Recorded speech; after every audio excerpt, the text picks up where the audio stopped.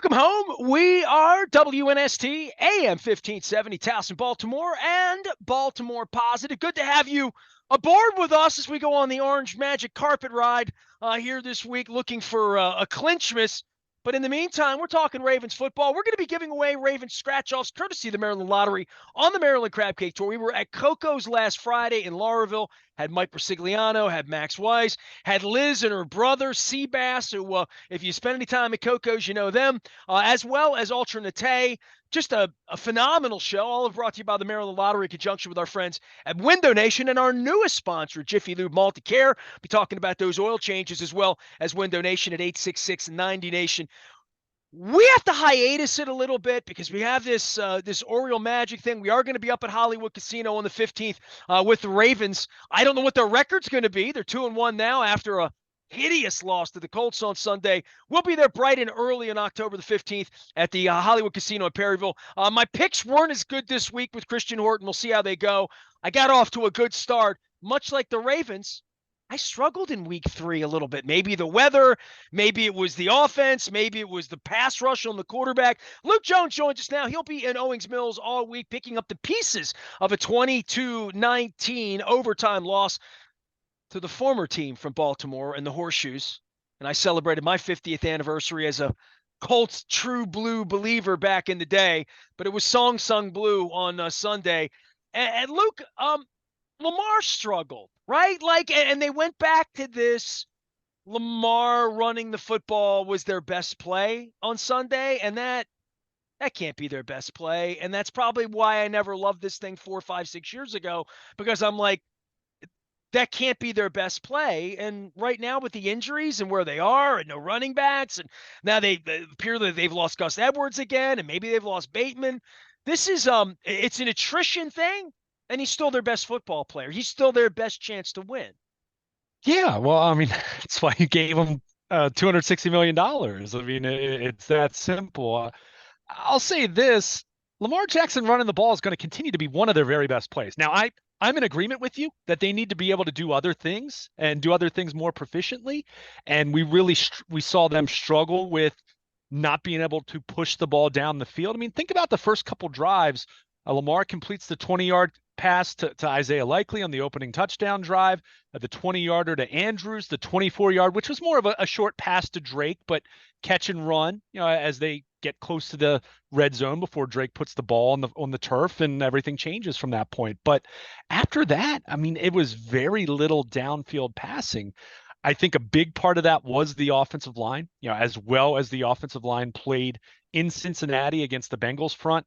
They really struggled. And I mentioned in our previous segment that that's a good Indianapolis front. It is. I mean, that as much as we look at the Colts as this rebuilding team because, they have a rookie quarterback who didn't play on Sunday and they have a rookie head coach, still talented players. They're lacking skill talent at the skill positions on either side of the ball, but they have good football players. And when you have an undermanned offensive line that you're hoping can duplicate what they did in Cincinnati, that's not always going to happen. That's why they're backup players, right?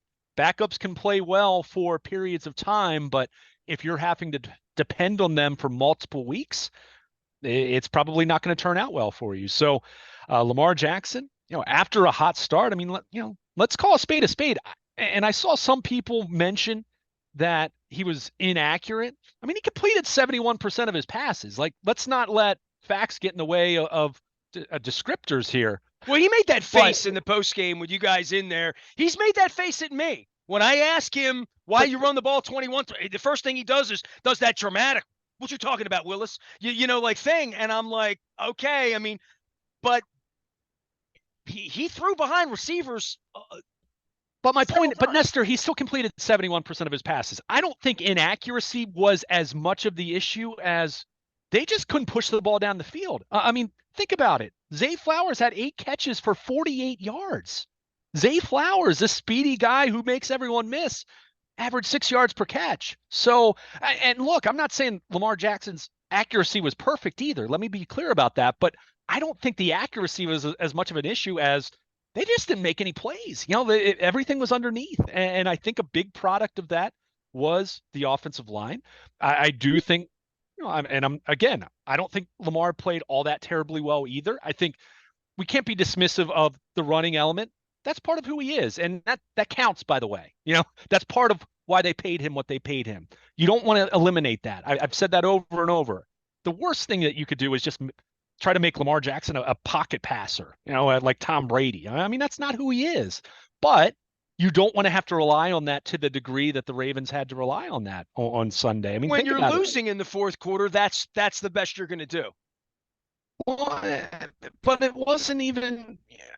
I mean, he was perfect in the first quarter. I mean, didn't throw an incompletion, and then in the second quarter, because of fumbles and because they couldn't stay on the field and pass protection was shoddy, and he didn't even attempt a pass in the second quarter. He was sacked twice, but he didn't even attempt a pass, and they had a couple, multiple fumbles. So I it think was there's a just lot of problems with them throwing the football right now, with him dropping back and being a quote unquote pocket passer, that there's not a pocket there. He steps up, he's got nowhere to go. It looks different, and it looks like every other offense I've ever seen, including Joe Flacco.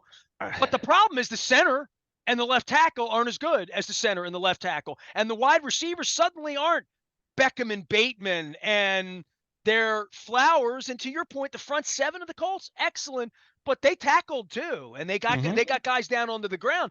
But they're not going to have 4, 5, 6 seconds, first read, second read. Oh, I'm going to throw the ball 62 yards down the field and find Bateman on the fly, or Hollywood Brown, or whoever the taking the top all at Deshaun Jackson, whoever's going to take the top off the offense as a wide receiver. Maybe it's Aguilar, right? Like that. There's a lot that has to happen in the framework without Ronnie Stanley, without Linderbaum, without Pat Ricard on the field, because you're setting up to throw the football, right? That you're not taking Andrews underneath or Zay Flowers underneath, because that long play, that's going to be hard for them. Without the running game, without the running backs, without the threat of Dobbins, that long pass that we dreamed up with all these wide receivers, that's a lot harder to do when Morgan Moses is banged up in one knee and 2/5 of the other offensive line are nowhere to be found. And that's, I'm defending them now. I'm defending why this isn't working. Sure. And look, they were able to do that in week 2. The pass protection didn't just hold up, it was really good. And Lamar Jackson and this passing, the quick game, we talked about it all last week. They got into a rhythm, and he was very accurate, and he made good decisions. And then the occasions where they did take a deeper drop, they were trying to push the ball downfield. The pass protection held up to do that. What we're talking about here, and I'm glad you mentioned it, and you even brought up Joe Flacco, because you and I exchanged texts Sunday night, and you made, just to pull back the curtain a little bit, I don't think you would mind here, but you made the comment about, the quarterback struggling against pressure on Sunday. By the way, that's most quarterbacks, and that was Joe Flacco. Well, that's why Tom Brady and Peyton Manning got rid of the ball that. early. You never saw them in dispute because they got rid of the ball before they had a guy breathing on them, where they had to deliver a ball 28 yards outside the pocket on time with a guy in their face without getting their shoulders separated while they threw it, right? So, like, the whole game, the whole goal is to make sure Lamar doesn't have that happen. I'm not sure that's possible now. I mean, right now, without Stanley, without Linderbaum, yeah, it's tough to disagree with you. And it's tough to think that it's going to hold up in Cleveland with the way the Browns have played early on defensively, if you're not going to have Stanley and Linderbaum out there. So, but, what you're mentioning, and look, Tom Brady hated pressure, especially inside pressure. Defensive tackles that could make him move his feet. That was how you beat Tom Brady. It didn't happen a whole lot, but the formula for how to beat him was always that interior pressure. So, what we're talking about here with Jackson is not unique to him. Very few quarterbacks perform well against pressure. And when you talk about the Colts, I mean, it wasn't just the front four, but, they sent blitzes, and they did very well with that. And the Ravens did not handle it well. So we talked about it. They got off to a fast start. And you look at how Lamar performed in the first quarter throwing the football, and then second quarter they couldn't even they couldn't protect, and they certainly didn't protect the football. And that, for me, is probably my biggest concern early on. The passing game, I always expected that this was going to be a work in progress. You don't go from a Greg Roman offense to something that is more 11 personnel, more wide open, more of a responsibility for Lamar to get the ball out quickly by design, not even talking about the pass protection, just that's how they want to play. Lamar has been someone as a mobile quarterback that has been accustomed to holding the ball longer, and that's worked out when the pass protection has been good. That's worked beautifully because you can either make the big plays down the field, or if no one's open, Lamar takes off, and suddenly he's in. You have guys in the secondary that are 20 yards downfield trying to react to tackle the fastest quarterback in football. So it is a transformation that I didn't expect to be flawless in week one. It looked really, really good in week two, even with some of the guys that were missing. But again, a reminder that this is week to week, matchup to matchup. And when you are talking about the number of injuries the Ravens have, specifically with their offensive line, but then throwing in Odell Beckham, throwing in Bateman having the hamstring late in the game, although he wasn't, that's an issue for me too. You got to find a way to get Rashad Bateman more involved. He's been largely a non-factor through 3 weeks. And we know that the talent is there. We've seen it in the past. So, that there's a lot working against this offense right now when it starts up front, when you don't have adequate pass protection, which they did not have that in week three. And Lamar, at times escaped. He was sacked 4 times. Could have been 6 or 7 easily. I mean, we can. Oh my God, it's like a pinball. It could have been 8, you can't right? Get into the ground, and like you. And I'm thinking, like, a safety shoots the gap and tries to tackle him around his shoulders. I mean, the first thing you should be going at is his legs, right? Like, and these guys don't do it, and he has proven to be tough to tackle. Yeah. Well, I mean, and let's be clear, you can't do it when he's in the pocket as a passer. So that's part of it. But yeah, in the open field, when he's scrambling, that's a different story. But I mean, it looks so good the first 2 drives until Kenyon Drake puts the ball on the ground, and it just, it really went away and didn't come back until late in the third quarter then. I mean, where they finally got the running game going and they did just enough with the passing game. But you look at his numbers the rest of the way, third quarter, I mentioned the second quarter, didn't even attempt to pass. Third quarter, 7 of 9, but only for 44 yards. I mean, that's just under 5 yards an attempt. I mean, that just shows you they weren't pushing the ball downfield. And fourth quarter they got a little bit more going on that front. It was 7 of 10 for 62 yards, but then late in regulation they couldn't run the clock out, and that was much more not being able to run the ball. But you look in overtime, he completed 1 pass. Now, likely dropped one in a crucial spot. So, it's not as though Lamar was getting a lot of help on that front, but, it just, the offense completely broke down and, could not sustain drives, could not move consistently, could not get points in overtime. I mean, they wasted great field position on both drives in overtime. And I mean, that was disappointing, especially after the way they started. And I think what's troubling for me, if we're going to acknowledge the pass protection, but also acknowledge, you got to still have to find a way to make a few more plays downfield. They operated better on that front in the first quarter when there was some precipitation. As the game went on, the rain, for the most part disappeared, right? I mean, at least it looked that way from the press box. It was not a bad weather game the way everybody thought it was. Right. I mean, wind is usually the big factor. I mean, I remember, Flacco talking about this. John Harbaugh's talked about this in the past. Lamar's talked about it. As much as everyone talks about, the raining. And look, if it's a monsoon like in New England a couple years back, that Sunday night game, that's a different story. But, it was a light rain, a heavy mist, however you want to classify it, early on. But they did better throwing the ball downfield early on. Pass protection, again, was the major issue. I'll continue to point to that. But, you'd like to think that there were some more plays to make downfield, and that just didn't happen, whether it was Lamar not taking it. And, let's also, I'm not saying this to fire up this conversation too much, but, what was Todd Monken trying to accomplish with the, with what they were running? But I think so much of it still comes back to, you were banged up on the offensive line, facing a really good Indy defensive front. And, oh yeah, you're also down to your 4th and 5th running backs. No J.K. Dobbins, no Justice Hill this week. Gus Edwards leaves with a concussion. By the way, good luck protecting Lamar in those sets. Sure. I mean, it all comes together. I mean, we always try to when I say we, just in a general sense, we always try to put it on one thing, but it's the entire operation then that breaks down when you have guys missing, key guys missing, and you're everything is supposed to complement itself, right? Run game complements the passing game and vice versa. Your pass protection allows your quarterback to stand tall in the pocket, allows receivers to get into routes. You're missing guys on that front. I mean, it broke down. It looked really good for about a quarter, not even a quarter, 10 minutes, let's say 11 minutes, 12 minutes.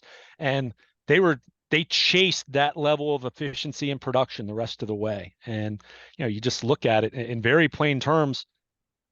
They scored 17 points at home against a team that has a good front, but does not have a great secondary. I mean, I mentioned, Indianapolis, one of the starting corners listed on their depth chart this week was a healthy scratch. They benched him. That shows you how much unrest and uncertainty there is on the back end of their defense. And the Ravens did not exploit that whatsoever. And again, I think the big reason why were breakdowns in pass protection. But it's everyone, and that includes Lamar Jackson.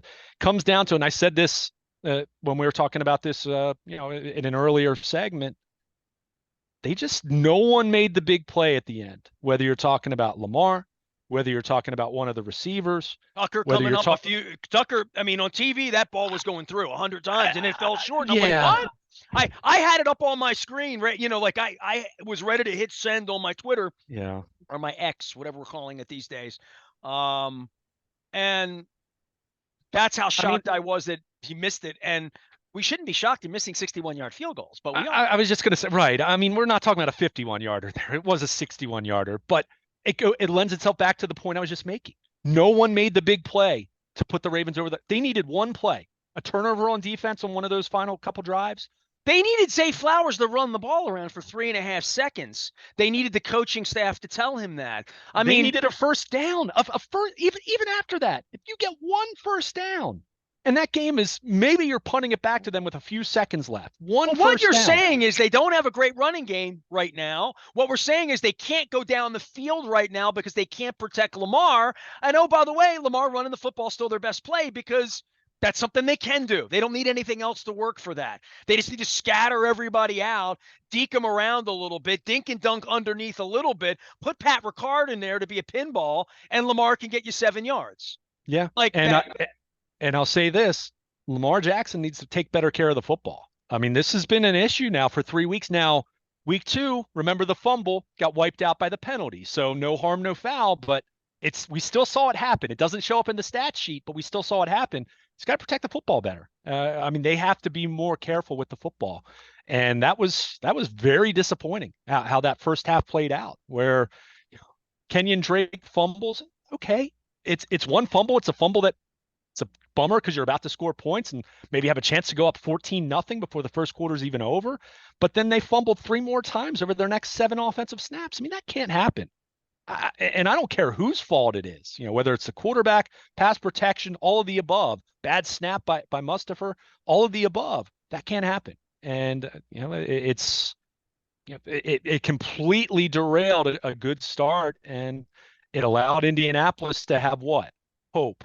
And the Colts took advantage of it. And they weren't perfect either, but they made just enough plays. And, we haven't talked a whole lot about the defense. The defense wasn't awful by any stretch of the imagination on Sunday. And Kyle Hamilton had an unbelievable football game, but, they had opportunities to make plays at times, and other times, Zach Moss was running the football. They gave up a 122-yard rusher on Sunday. That's not Ravens like right there. Even with a couple of the guys missing that were missing in that game, that you just don't see that from a Ravens team. But, credit Zach Moss, credit a Colts offensive line that, by the way, was without their Pro Bowl center. So, it's not as though Indianapolis was at full strength either, but certainly, it just comes down to, as I wrote at BaltimorePositive.com, breakdowns occurred in every phase you can imagine at some point in time during the football game. The offense, I will continue to say, was the biggest culprit.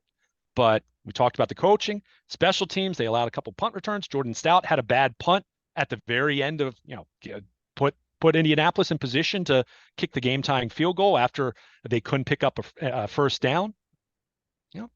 Everyone and the defense, they gave up a few plays, and look, is that unfair to them? But because they were banged up and missing some guys? Yeah. But at some point in time, again, John Harbaugh talks about this in a very general sense, the idea of playing winning football. And that really means you make just enough plays and you limit your mistakes, right? You don't shoot yourself in the foot. Ravens shot themselves in the foot too much on Sunday, and ultimately Indianapolis made them pay, thanks to a kicker who hit 4 field goals from beyond 53. And again, we've seen over the years Justin Tucker do things, maybe not that extreme, maybe not that many kicks over 53 yards, but we've seen the Ravens be on the good end of a performance like that. But unfortunately, on Sunday, they were on the bad end. Anything you want to say about the defense before, I throw this thing back to baseball conversation where, our hearts and minds will be. By the way, Rick Dempsey coming on this week, Alan McCallum stopping by, talking baseball with us this week, and we're going to have a clinch miss around here, we hope. Doing the dishes with my wife during Sunday Night Football, and I said to her, if they don't clinch the match number's 3, like, if they don't clinch this thing by Thursday or Friday, it's going to be very nerve-wracking because, like, if they have a week to either win 3 games or have the Rays lose 3 games, and that doesn't happen, we're going to be going back to the 60 Phillies and, like, how awful things. I mean, it's a foregone conclusion, right? But in the meantime, the Ravens defense, where are you with whatever it is at this point, and when Humphrey's coming back and Ajabo and the pass rush? Boy, Kyle Hamilton looked great. I mean, they're and Roquan Smith's a dude, and Patrick Queen's playing to get paid, and we're trying to keep them all healthy. But the defense is the stronger side of the ball right now. Yeah, I mean, it is. And again, as well as the offense played in week 2, it was choppy in week 1, and we saw what happened on Sunday. Great in the first, over the first 2 drives until the fumble, and after that, way more bad than good. But I think overall with the defense, I mean, first of all, it's surprising when I mean, Daryl Worley played 76 snaps on defense. He was their third safety. That allowed Hamilton to move back to that nickel spot that he played last year over the second half of the season, and was really when he came into his own. And I know I obviously understand the appeal and the need for Hamilton to be able to play a deep safety spot, but boy, when you can move him around the way that Mike McDonald did on Sunday, he becomes such a weapon, blitzing off the edge. And look, I mean, Indianapolis, they've got to pick him right. I mean, he was a free runner on a couple of those, so it's not as though it was a necessarily this phenomenal play by him as much as it's a good call and a breakdown on their front, not picking him up to any degree. But when you can do the things that they were able to do with him on Sunday, and credit Daryl Worley on the back end of Geno Stone, it's not as though the Colts threw the ball over their head a ton.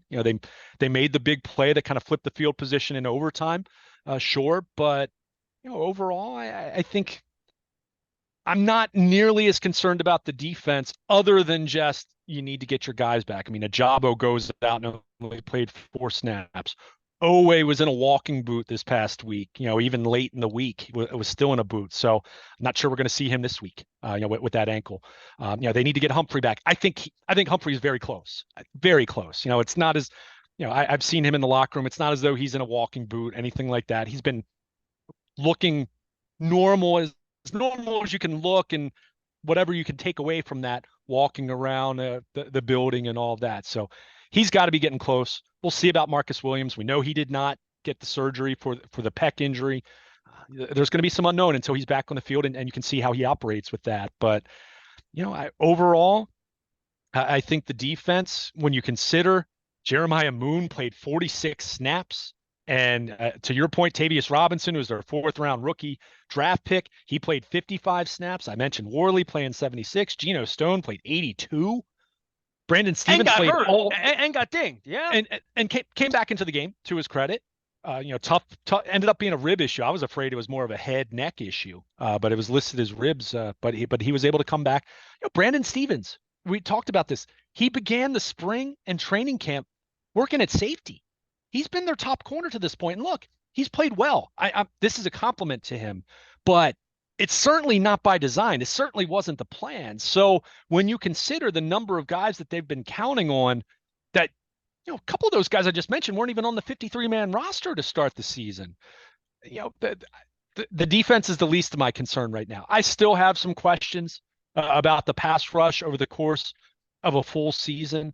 Even week 2 in Cincinnati, it's not as though they got to Burrow a whole lot. The ball came out so quick. I mean, it's still a front four that I question can get enough pressure without having to use blitzing and sim pressures and deception and things of that nature. But Mike McDonald, I think, can make it work. So I'm not nearly as concerned about the defense, other than just you can't keep having injuries. You can't keep losing guys. I mean, it's such a simplistic thing to say, and I get it that it's football and injuries are part of the game, but the volume that they're dealing with. I mean, these 7 guys were inactive on Sunday: Odell Beckham, Marcus Williams, Justice Hill, Marlon Humphrey, Tyler Linderbaum, Ronnie Stanley, Odafe Owe. That's not even counting J.K. Dobbins and Ardarius Washington, who are on IR. That's not counting Tyus Bowser, who started the year on non-football injury.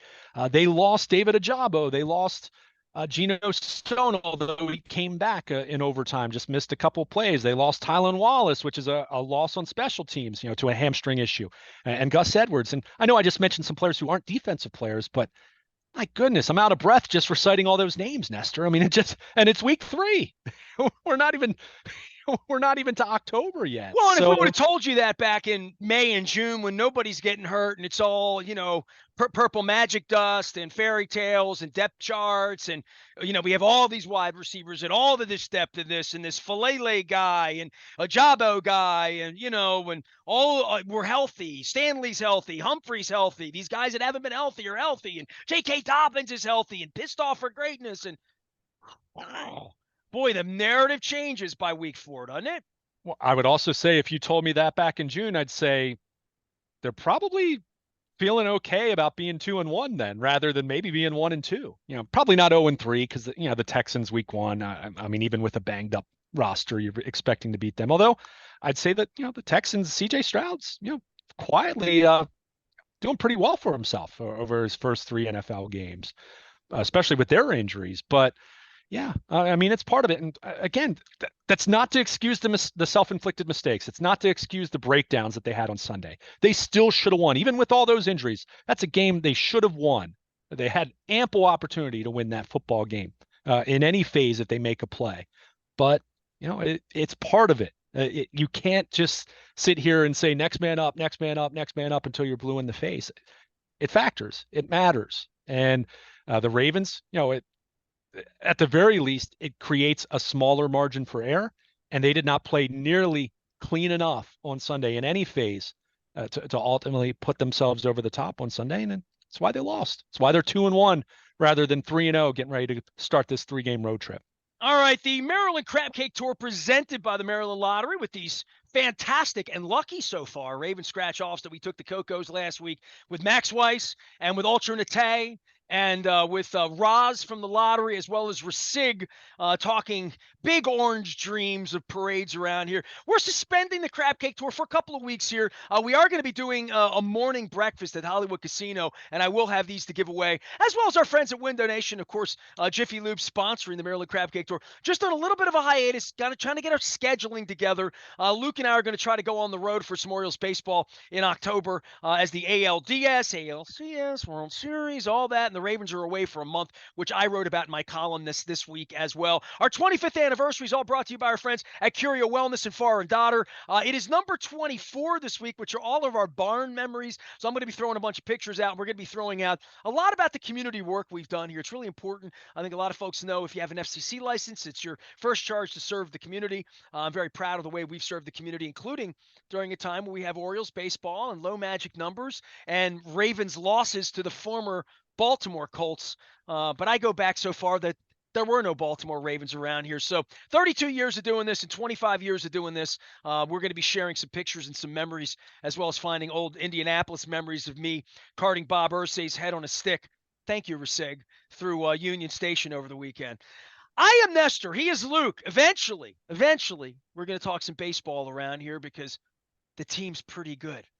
I'm Nestor. He's Luke. We're WNST AM 1570, Towson, Baltimore. And we never stop talking Baltimore sports in this case, and positive around the clock.